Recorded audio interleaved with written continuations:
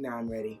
Hello my loves, Tony here from TL Yarn Crafts and welcome back to my channel. Today is going to be a super quick video because I am fashionably late to announce the Purl Soho giveaway winners, so we're going to do that today. But before I get into that, I wanted to say a huge thank you to every single person who participated in Crochet Academy. We had so much fun over the last 3 weeks, learning together, growing together, practicing together, and really flexing our crochet muscle. So whether you're a person who didn't know how to crochet 3 weeks ago, have been crocheting for 50 years, or anything in between, I am so grateful to have gone on that journey with you. We just kicked off our crochet along, including 4 brand new free patterns. You can find those all on TLYCblog.com. And if you have no idea what I'm talking about, check the link down in the description to start Crochet Academy from the very beginning. Now, if I'm not mistaken, somebody's about to get a gift card and some free patterns, so let's find out who it is.